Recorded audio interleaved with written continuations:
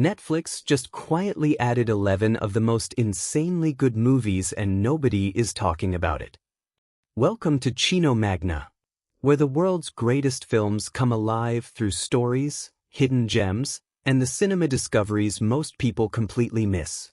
If you live for powerful, unforgettable movies, subscribe to Cino Magna right now and turn on notifications so you never miss a single upload.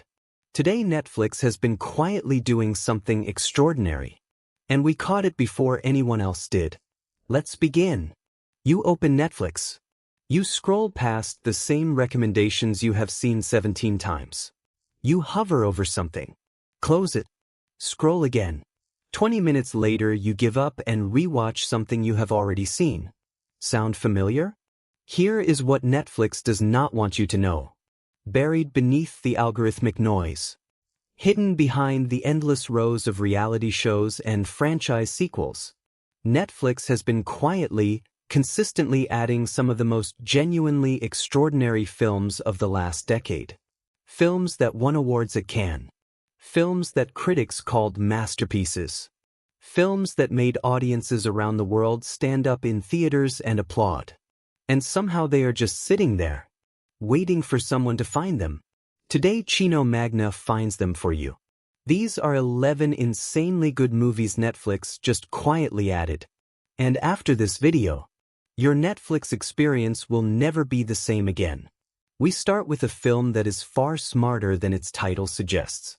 Vengeance, written, directed by, and starring B.J. Novak, is one of the most surprisingly intelligent films to emerge from American independent cinema in years. The setup sounds simple. A New York podcast journalist travels to rural Texas after a girl he barely knew dies under mysterious circumstances. He smells a story. He smells a podcast. He smells possibly a murder. What he finds instead is something that completely dismantles everything he thought he knew about America, class, media, and the stories we tell ourselves about who we are. Vengeance is laugh-out-loud funny in one scene, and quietly devastating in the next. Novak, best known as a writer on The Office, reveals himself here as a genuinely gifted filmmaker, with a sharp eye for the absurdity of modern American life, and an even sharper instinct for the moment when absurdity tips into genuine tragedy. The ending of Vengeance is one of the most genuinely surprising conclusions in recent American film. If you think you know what kind of film this is, you are wrong. And that is exactly the point. From the Texas desert, we move to the high-stakes, high-pressure world of Wall Street, where the line between genius and recklessness has never been thinner. Two for the Money, starring Al Pacino and Matthew McConaughey, is the film that arrived at exactly the wrong moment, and is finally getting the audience it always deserved. McConaughey plays Brandon Lang, a former college football star whose career ends in injury, who discovers an extraordinary gift for predicting the outcomes of sporting events. When the legendary and ferociously charismatic Walter Abrams, played by Al Pacino at his most electrifying, discovers Brandon's talent, he transforms him into the face of the most successful sports gambling operation in America. Two for the Money is a film about addiction, not just to gambling, but to winning, to identity, to the intoxicating feeling of being the most important person in any room. Pacino's performance here is a masterclass in controlled chaos. A man who has built an empire on other people's weaknesses, while being completely blind to his own. The film was overlooked on release, dismissed as a standard sports drama. What it actually is one of the sharpest examinations of ambition and self-destruction in American cinema. Two for the Money is electric, and Netflix just handed you a front row seat. From the intensity of Wall Street, we take a breath and step into something altogether warmer, funnier, and far more clever than it first appears. Small-Time Crooks, written and directed by Woody Allen, is the film that proves Allen's comedic genius was never more effortlessly enjoyable than when he simply let himself have fun. Ray, played by Allen himself, is a small-time crook with a big idea. Rent a pizza shop as a front. Tunnel through to the bank next door. walk away rich. The plan goes spectacularly, hilariously wrong. But the cookie shop they use as their cover becomes the most successful business in New York. What follows is a genuinely brilliant examination of class, culture, ambition, and the uncomfortable truth that getting what you always wanted sometimes reveals that you never actually wanted it at all. Tracey Ullman is extraordinary alongside Alan, and the film's second act, in which sudden wealth completely dismantles everything the couple thought they were, is some of the sharpest social comedy Alan ever wrote. Small Time Crooks is pure pleasure, the kind of film that reminds you why you fell in love with movies. From the streets of New York, we step through a door into somewhere magical, somewhere that will delight you, regardless of how old you are. The House with a Clock in Its Walls, directed by Eli Roth, is the family film that nobody expected from the director of Hostel, and one of the most genuinely enchanting pieces of mainstream fantasy cinema in years. Lewis, a recently orphaned boy, goes to live with his eccentric Uncle Jonathan, played by Jack Black at his most wonderfully unhinged, in a mysterious mansion that is very much alive. Cate Blanchett, magnificent as always, plays the neighbor Florence, a witch of extraordinary power and even more extraordinary wit. Based on John Bellairs' beloved 1973 novel, the film captures something genuinely rare in modern fantasy cinema: a sense of genuine wonder that never tips into cynicism, and genuine darkness that never loses its sense of fun. Jack Black and Cate Blanchett together create one of cinema's most unexpected and purely delightful double acts. Whether you are 8 or 80, The House with a Clock in Its Walls will make you feel like a child discovering magic for the very first time. From enchanted mansions, we move to a boardroom, where the most important battle in tech history was fought not with magic, but with email, lawsuits, and extremely bad decisions. BlackBerry, directed by Matt Johnson, is one of the most gripping, funny, and genuinely heartbreaking corporate dramas ever made, and it arrived so quietly that most people completely missed it. This is the true story of how two Canadian engineers, Mike Lazaridis and Doug Fredgen, invented the device that changed global communication forever, and then watched their entire empire collapse in real time. Glenn Howerton, best known as Dennis from It's Always Sunny in Philadelphia, delivers a performance of such extraordinary intensity as business partner Jim Balsillie that it genuinely redefines what most audiences thought he was capable of. BlackBerry is funny in the way that all great tragedies are funny, because you can see the disaster coming long before the people living it can. The film captures the specific madness of Silicon Valley ambition, the absolute certainty that you are changing the world, combined with the absolute blindness to the forces that are about to destroy you.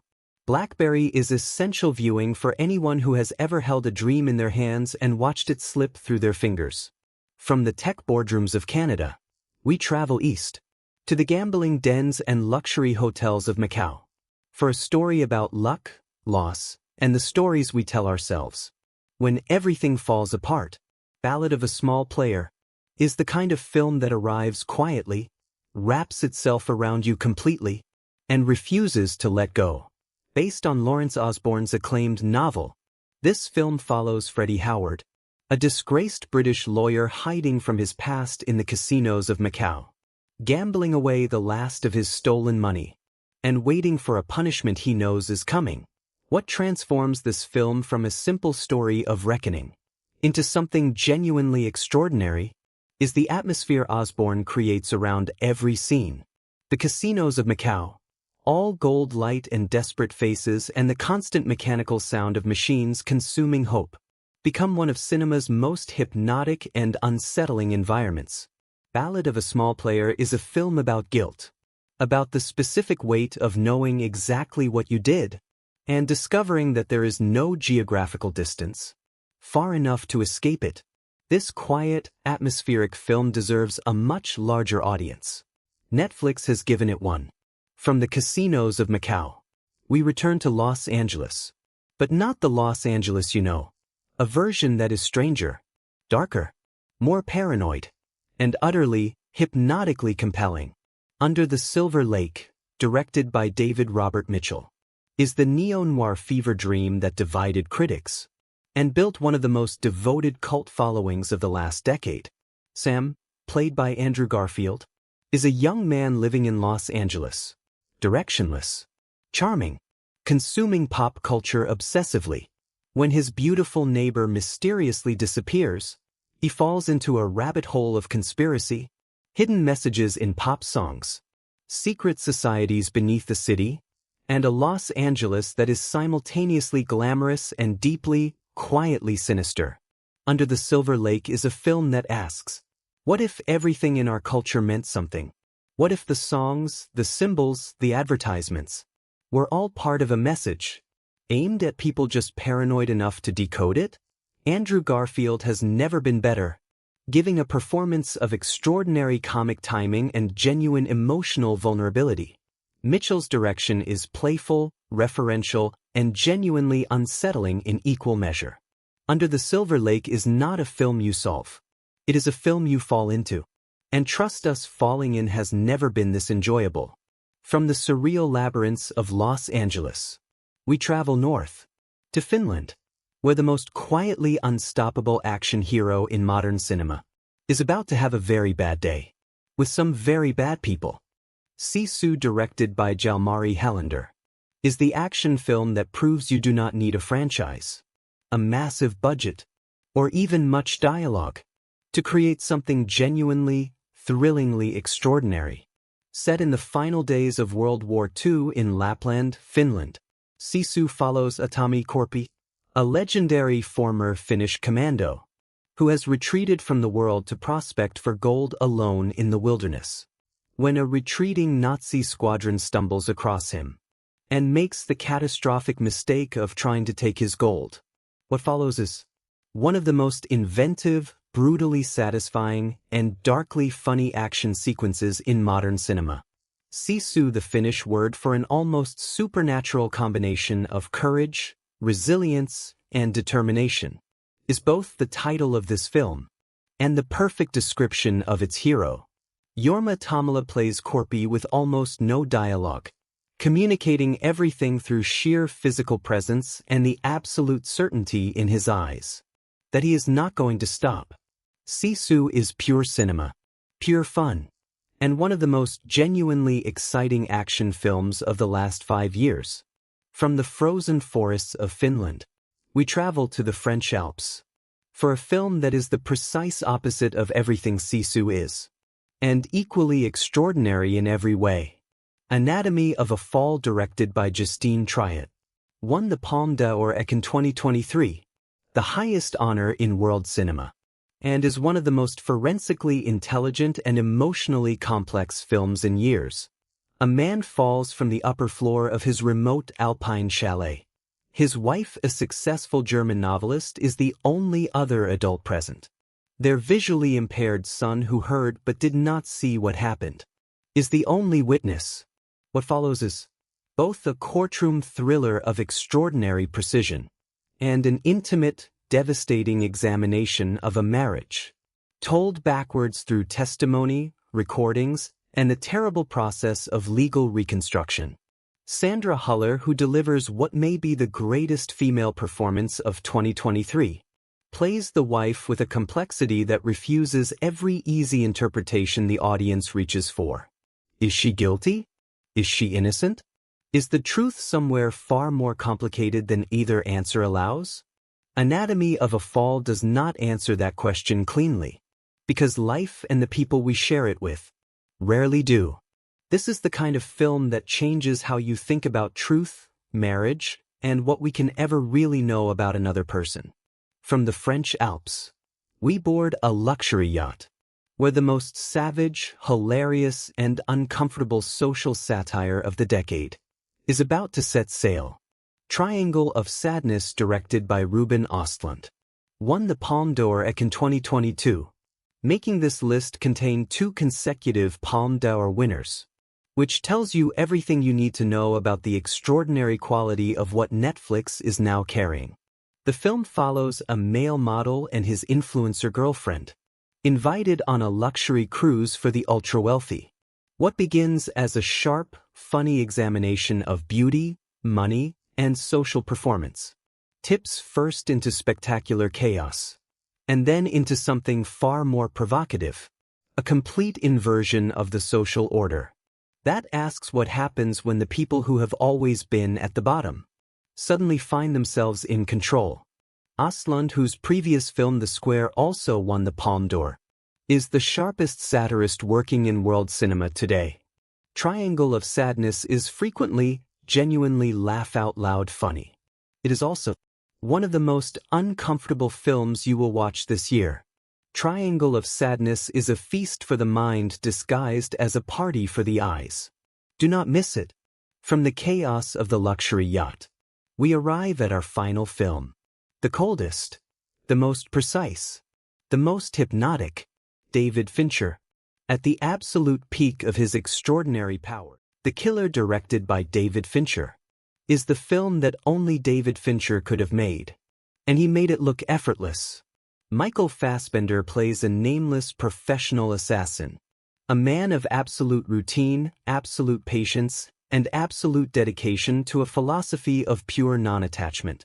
When a job goes wrong, and consequences follow him home, he sets out on a methodical, continent-crossing path of reckoning. The Killer is not a conventional action film. It is a character study, told almost entirely through internal monologue, as Fassbender's assassin narrates his own philosophy, his rules, his methods, with a calm, almost meditative certainty that is simultaneously fascinating and deeply, quietly chilling. Fincher shoots every frame with his signature surgical precision, creating a visual language so clean, so deliberate, that watching The Killer feels like watching a master craftsman work in complete silence. The Smiths on the soundtrack, Fassbender's absolute stillness, Fincher's ruthless precision. Together they create something genuinely hypnotic. The Killer is David Fincher reminding the world that nobody in Hollywood does controlled, calculated, cold-blooded cinema like he does. 11 films. 11 completely different worlds. All of them sitting quietly on Netflix, waiting for someone curious enough, patient enough, and passionate enough about great cinema to find them. You just did. Now the question is, which one are you watching first? Tell us in the comments below. And let us know which hidden Netflix gem you have discovered recently that deserves more attention. Because the best films are always better when you share them with someone. That is our complete guide to the 11 insanely good movies Netflix just quietly added. If this video just transformed your watch list, like, share, and subscribe to Cino Magna. Which movie should we cover next? Tell us in the comments below. Thanks for watching, and we'll see you in the next one.